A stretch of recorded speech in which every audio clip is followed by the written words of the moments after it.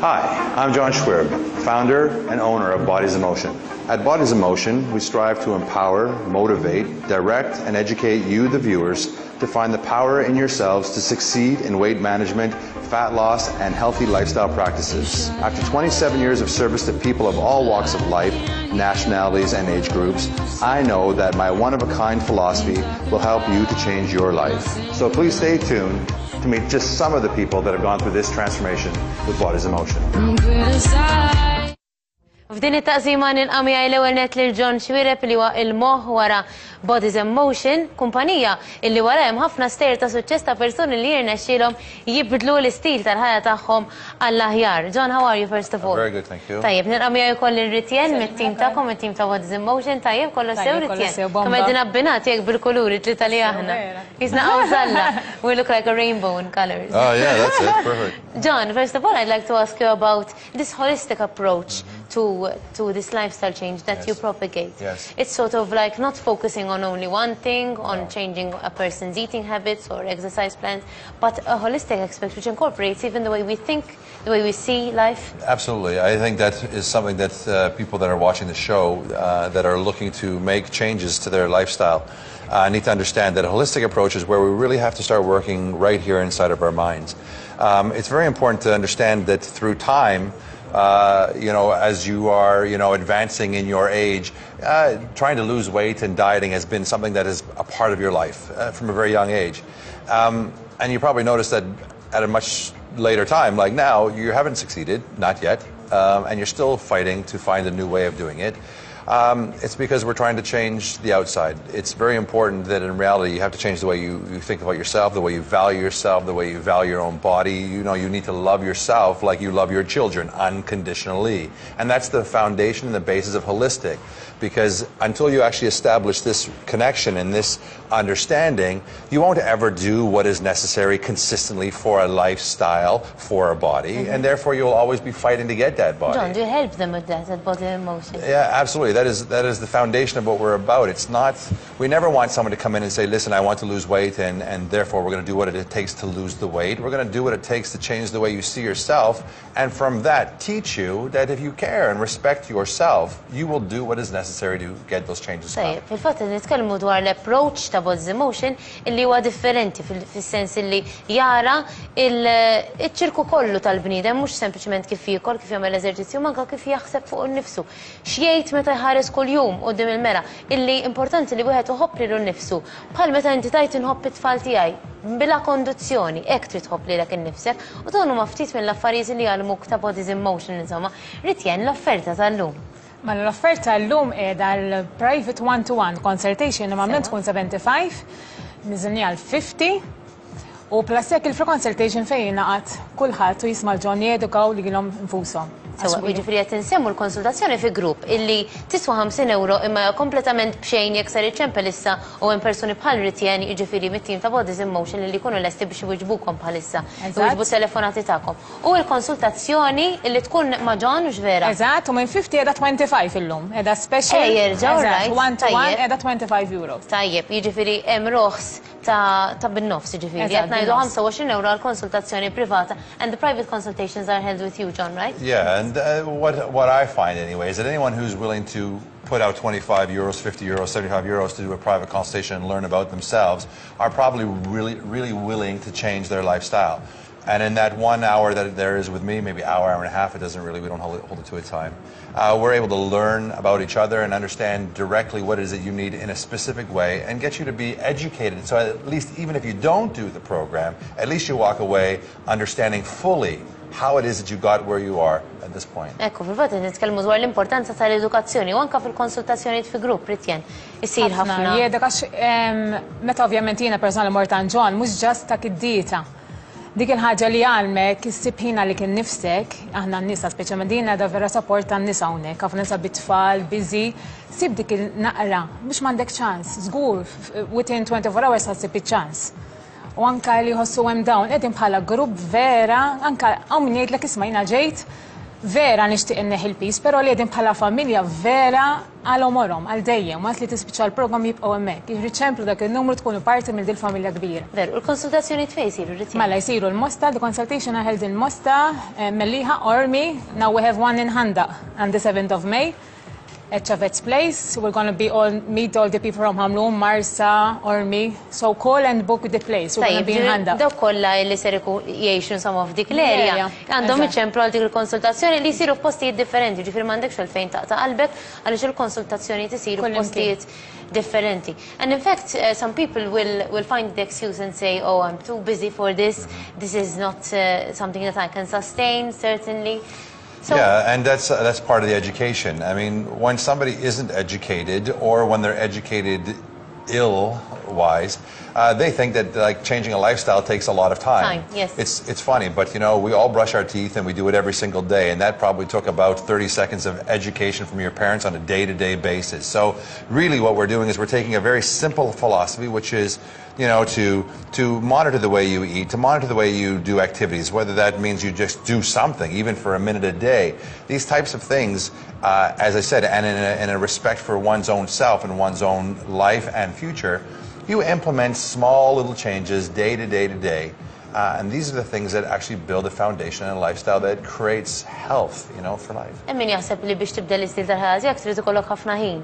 Fil-verità mhux hekk. Kull ma jrid ikollok huwa ftit ħin u ftit attenzjoni għaliex kulħadd jista' jagħmilha din il-ħaġa. Flok ma inti tipprepara ikel mod, tipprepara mod ieħor. U tajjeb jgħod tal-familja kollha. It's amazing, kollox. No pills, no nothing. Huwa ikel normali li nsajru għal-familja l-om, just il-portions differenti. Differenti? U għamek jekk taqta' qalbek għall-exercise, u jirtu mur il-ġim, mux vera. Ħatibda huwa proċess, ħatibda bil-mod. Hemm kellu klient ġon li beda b'minuta. Unqas 40 kilo. Eżerċizzju. Eżatt, huwa proċess li ħad itgħallem dik l-edukazzjoni li ħad itgħallem pass pass, mhux just karta and you follow. Tajjeb, u fil-fatt aħna dejjem nenfasizzaw kemm importanti li dak li jkun jħossu aħjar, jitlef mill-pis żejjed, because there are many benefits from losing weight and being comfortable with the way you look, but also health-wise. Yeah, I mean, I think that's something that has to be stipulated. I mean, it's not about losing weight as it is about losing fat. Yes. You could have two people that weigh 60 kilos the same, and one of them is 40% body fat, which makes their body round, soft, you know, body parts are hanging, and, you know, it's not a nice feeling, low energy, body's breaking down. And you're going to have a person that's the same 60 kilos and 20% body fat, so they're much more tight and toned. This is not about weight loss. You know, you can see someone walk in the door that is thin, and you say, well, why are they there? Well, it's not because they want to lose weight. They want to be more energetic. They want to be more toned. They want to feel better as they get older. They want to feel strong. It's not just about weight loss, because really, in reality, that's the least of it. It is about, as I said, self-value, self-respect. It's about, for most people, aging gracefully. It's not that you don't want to look an age, it's that you don't want to feel an age. You don't want to be 30 and feel 50. You don't want to be in a position where, you know, you bend over, you're making the bed, and it's like, oh, my back right away. Yeah, you know, or can you carry the bags for me because they're too heavy? Oh, how old are you? 40 years old? Come on. I mean, there are so many people in that position right now where they just don't feel good. And it's so important that when you wake up, you feel good. I mean, ask that question. How did you feel this morning? Well, I feel great. I mean, you feel great. You have the energy, you have vitality, you know, and you also feel good with the way that you see yourself in the mirror. And I think that's even one more point to make. Sorry to take the time, but when you're looking in the mirror, you have to respect what it is that you're seeing. You have to look and say, I love this image, and that has to be something that comes from here as well. You know, I think life is in reality too short to spend time yes, looking at yourself, which is the only dress that you have. Absolutely. It's the body yeah, you live in. That's and it. Looking at it and saying, well, this is not what I want. Yeah, I mean, how many people are going to do that? They're going to do that all their life, always look forward and say, oh, I'm not happy, I'm not happy. If only like then. her, and then when you, and then when you get there and you look back, you say, oh my God, I wish I appreciated what I had when I had it. I mean, this is a wake-up call. You have to start to realize health is completely different from image. U din għaddejt minna, inti rrit jennu kol. Din għaddejt minna personali. Fil-fat kon jgħidhom ġist ċemplu of dak il-telefon, toqx tgħid issa nibda l-ġimgħa d-dieħla, issa nibda s-sena di ibda issa, ċempel issa ħatibda. Għaddejt minna personali, llum inħossni vera tal-ġen enerġija kbira, ikel normali, noħroġ nu pjaċir, u minn id-lekox wasal l-ister, wasal il-miliet. ċemplu dak il-numru. Tajjeb, importanti bħalissa hemm l-istaff ta' Bodies in Motion qed jistennikom jiġifieri tistgħu ċemplu anki issa fuq dak in-numru għall konsultazzjoni li hija b'xejn jekk inti tkun fi grupp jew inkella privata 25 euro. Imma jkollok il-ħin waħdek ma' John fejn inti tiddiskuti l-affarijiet li forsi fi grupp ma tħossok daqshekk komdu, tkun ġo kamra magħluqa u ġvera ma jisimgħek ħadd, wieħedkom u tkunu tistgħu tiddiskutu dak li jimpurtak lilek u tara kif tista' timxi l qudiem. Imma tridu ċemplu dik it-telefonata u l-konsultazzjonijiet isiru f'postijiet differenti. Ġifieri tista' inti tagħżel liema konsultazzjoni tixtieq tmur. Nfakkarhom f'tal-ħandaq, il-ħandaq fis-7 ta' Mejju, għal dawk l-akwati ta' l-qormi żebut siġġiewi ċemplu dawk in-numri. Ovvjament mhux taqbdu tmorru ta' fis-7 ta' Mejju, tridu ċemplu u trid ċemplu issa li xil-postijiet huma limitati. Right, and it's also appropriately the day after Easter, so most of us would have. Well, let me tell you what the story would have been. We would have started something, maybe trying to lose weight after Christmas. Managed very terribly. And then now we're trying again with Easter. For summer. That's what right. happens? Yeah, I mean, this is how it always is. That's it. And that's why that's not called a lifestyle. And a lifestyle is something that should be steady. I think what we should do, I mean, I think we have the video of the transformations, right? I mean, if we have a look at that transformation video, I mean, people see it all the time, but what they need to realize is that these are lifestyle changes of people actually losing fat, not weight. And I think that maybe that's something we should be looking at. Ejja ħanaraw dan il-filmat, naraw l-istejjer ta' suċċess wara din il-kumpanija li ovvjament tista' tkun inti wkoll, jiġifieri inti tista' tkun waħda minn dawn, imma trid tiċċempel, trid tuża dak in-numru, naraw flimkien u mbagħad inkomplu. Alright, lura fl-istudio tagħna u issa sorpriża likom eżis telespettaturi. We have a surprise for our viewers, right? Tell us, John. Well, we have an individual who was looking to make a lifestyle transformation, and we got Calleja. Wow, what an individual. There you go. He's a very popular personality here in Malta. Kif inti, Kurt? That song is never going to die, is it? No, why should it? No. No, I'm good. I mean, I had to rush a bit from the office to get here. I went to the wrong studio. Ma importax, għajdilna ftit imma. Issa per eżempju bniedem bħalek, jiena qatt ma ngħid isma' Kurt kellu problema ta' piżejjed.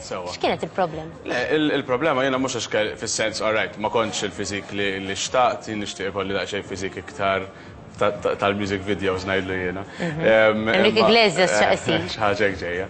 Imma fis-sens anke jiena stess ma kontx nikol tajjeb, ma kontx inħossni tajjeb, kont dejjem inħossni tqil, dejjem inħoss li m'għandix biżżejjed enerġija biex twassal il-ġurnata sħiħa. U darba minnhom kont qed nara TVPM, jiġifieri kien hemm John qed jitkellem u kien hemm ġitni oħrajn li wkoll kienu bdew il-programm u rajt lallu vera x'differenza, però anke jienu nisma' lil John jitkellem qed jgħid xi ħaġa li vera laqtitni u għad ħanċempel ħanipprova nara taf kif. U din John biss jagħmel għal-mod kif jitkellem. Veru. Stenna Kerti, ġifieri inti kont ma' telespettaturi tagħna hemmhekk bil-qiegħda fuq il-poltruna jew fi kċina bħalissa jikru xi biċċa fi golla u jgħidu issa nibda. U x'hekk kont. U x'għamilt? Batt it-telefon. Batt it-telefon. ċempilt, eżatt. Mort għamilt il-consultation. ħad vantaġġ mill-fatt li peress li ċempilt waqt il-programm kienet b'xejn minflok mort ħallas. Sewa, sibta tajba l-konsultazzjoni għalmen. Tajba ħafna, anka tiftaħlek għajnejk fuq ċerti habits li aħna l-Maltin nħobbu niklu. Il-bniedem iħobb jiekol li kellu huwa xi ħaġa li tik comfort. Però llum il-ġurnata jisu b'dan il-programm u hekk ix-xifti jgħid il-comfort tiegħi fiex impoġġih. Minflok xorta ma pjaċir nikol. U inti taf issajjar ħafna Kerti, ġifieri mhux ħatoqgħod lura mill-ikel. Ekku daqsxejn diffiċli, però sirt niffoka iktar l-enerġija fuq l-eżerċizzju li nagħmel, fuq il-lifestyle tiegħi nbidlet b'tali mod illi nikol tajjeb, nikol skont il-programm ta' John u nagħmel training skont il-programm illi tani John. Tani il-mappa biex nasal fejn nixtieq. Jiena kif qed sew inti qabel jien qatt ma kont xi tifel oħxan ħafna, però anke minnu ġifieri naf minn huwa rqiq u ħaf vantaġġ minn dan il-programm għaliex inti mhux ġast id-dera u x'nafi, però inti kif tħossok minn ġewwa inti kif qed mantni ġismek x'qed ittir, x'fuel qed tagħti lill-ġisem. U jien niftakrek ukoll Kerti ma dik korreġini għax qed nagħmel assunzjonijiet jiena hekk milli nara jiena. Niftakrek dejjem tistragilja bil-pis tiegħek, dejjem iżid ftit u mbagħad terġa' tonqos iżid ftit u terġa' tonqos. Issa donu l-affarijiet ħafna ħjaru. Sirt iktar konsistenti, għaliex id-differenza qabel tkun probabbilment taqbad dieta u ħafna diet illum bl-internet issib ħafna affarijiet u tmur u taqra u tagħmel, però li jispiċċa jiġri ħafna drabi huwa tibda xi ħaġa, tibda tonqos. Mbagħad ikollok cravings kbar. Ovvjament għax tkun imċaħħad minn kollox. Imċaħħad minn kollox. Allura tispiċċa inti mbagħad f'daqqa waħda tiġik dik il-daqsxejn tentazzjoni żgħira. U taqa mhux taqa ġifieri. Għajdilna naqadar ritratt Kert. Kien fik iktar insomma. Kien fini naqra żgħir iktar, iva. Fil-fatt kont ħanilbes l-istess You can see his shirt's pulling off of him there, and now it's... It looks like the same shirt actually. I was gonna wear the same shirt. It's a good thing. Biex naraw id-differenza. Veru tidher id-differenza, ta' issa nara kek veru tidher. There's one picture coming up where he's actually training, and it was probably the most impressive picture that I had seen. Yeah, not here. This is training in the kitchen. But I love the kitchen. Yeah, but I mean, you know, I've known Kurt now quite a while, and we've been. There you go. There you go. Wow. I mean, he's changed. And you know, the thing with Kurt is that he's a regular person in the sense that it's not like you just go in and it's super easy to accomplish and there's no challenges in life. He's got a busy life, he's got a schedule, he moves around, he's doing this and doing that. So to make a lifestyle change that suits your lifestyle is something that's very particular. You just can't say, here, one plan for everyone, and that's the way it goes.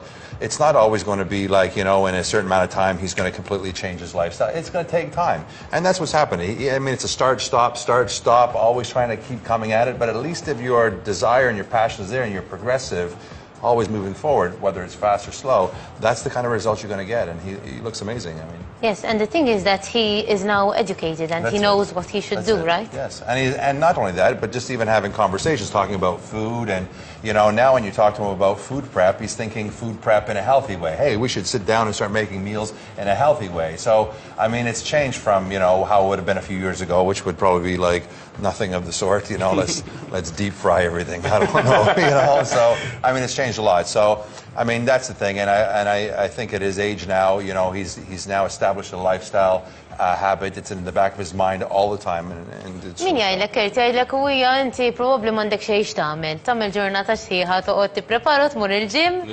U inti għadek żgħir, jiġifieri tista'. Imma jiena hija issa laqt il-50 sena, l-40 sena u jiena għandi ħafna x'nagħmel x'tgħidlu. Jiena kważi minn banda l-ħajja tiegħi hija flexible ħafna. Ġifieri dik huwa vantaġġ. Però il-fatt li rrid nikol f'ħin stipulat li tagħni ċertu sigurtà, ċertu konsistenza, regolarità, eżatt. Allura jiena stess sirt nagħmel l-appuntamenti madwar l-ikel. Fiċċiri kurri bist minn għandaħħa żewġ. Ġifieri inti qed tagħti priorità lilek innifsek qabel ħadd ieħor. Il-well-being tiegħek huwa importanti. Ġifieri inti il-fuel li qed tagħti lilek innifsek huwa l-ikel li inti tiekol. Inti qed topera l-ġurnata tiegħek qed twassal mill-bidu tal-ġurnata sal-aħħar b'dak li inti qed tiekol. Inti meta inti tkun għaddej minn perjodu wiebes u diffiċli l-istress, il-mart li forsi jista' jakkumula, inti l-ġisem qed ifejjaq lilek innifsek b'dak li qed ittieħ. You are what you eat. Ġifieri hija xi ħaġa importanti, ġifieri mhix sempliċement biex tirqaq. Din mhix biex tirqaq. Tirqaq tista' tagħmel starvation diet ukoll tirqaq.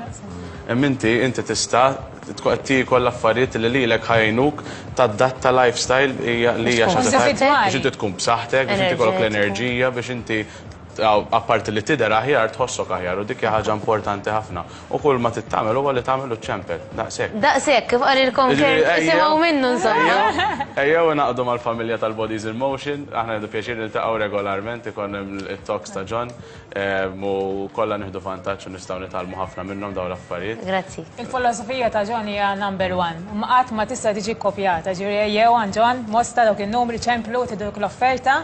1-to-1 ma' John minn flok 50 għedha 25 u l-group consultation li hija free. Xejn, grazzi ħafna Kert, grazzi ħafna Etienne, thank you so much John. Thank you. We're short in time, so I can't give the last word, but I think that they said this very well. That's it. Yes, that's true. Grazzi ħafna Bodies in Motion by John Xuereb.